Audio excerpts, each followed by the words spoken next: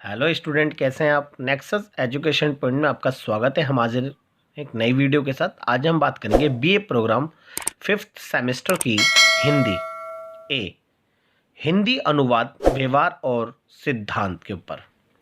Most very important topic है। भारत में बहुभाषाई परिदृश्य के स्वरूप को स्पष्ट कीजिए।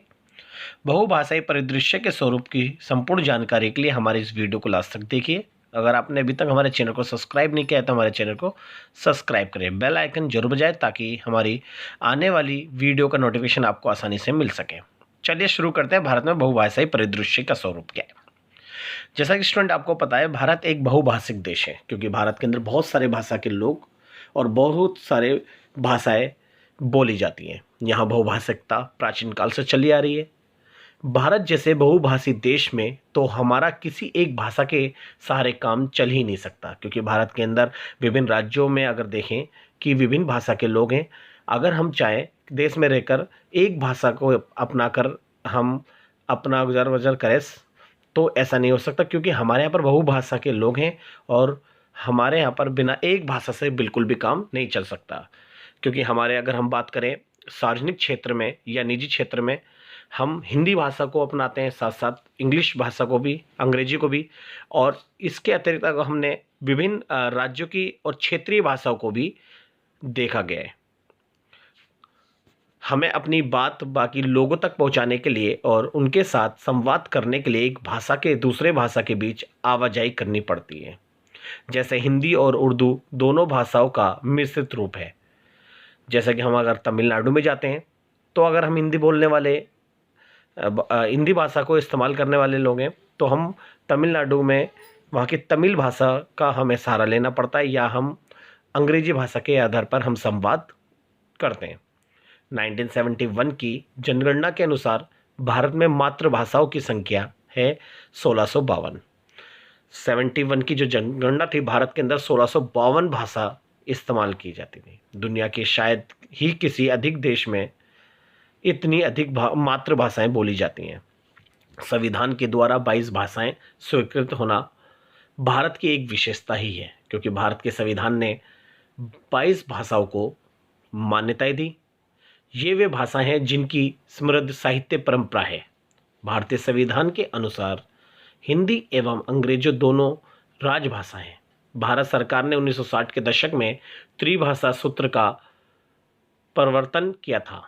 इस सूत्र के अनुसार इस देश का प्रत्येक विद्यार्थी मातृभाषा के साथ साथ हिंदी और अंग्रेजी की भी शिक्षा स्कूल में प्राप्त करता है।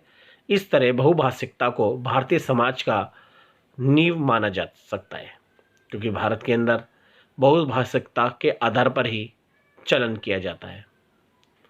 भारत की बहुभाषिकता पश्चिमी देशों की बहुभाषिकता से बहुत अलग है। भारत में अनेक भाषाएं बोली जाती हैं और प्रत्येक भारतीयों के जीवन में हर भाषा के व्यवहार के लिए एक स्वतंत्र स्थान है। जैसे तमिल, तेलुगु, मराठी, गुजराती, हिंदी, बांग्ला, मलयालम आदि समान रूप से व्यवहार की भाषाएं हैं और ये भाषाएं क्षेत्रीय आधार पर बोली जाती हैं। उदाहरण के लिए कोई भी व्यक्ति घर में उड़िया भाषा यानी उड़ीसा भाषा बोलता है तो विश्वविद्यालय परिसर में अंग्रेजी तथा बाजार में आवश्यकता अनुसार तेलुगु या हिंदी का व्यवहार करता है। उस व्यक्ति के लिए भाषाओं के व्यवहार का ये क्षेत्र बदला ही नहीं जा सकता, क्योंकि वे घर में अंग्रेजी, हिंदी या तेलुगु, व्याख्यान में हिंदू तेलुगु या उड़िया तथा बाजार में उड़िया और अंग्रेजी का प्रयोग नहीं कर सकता।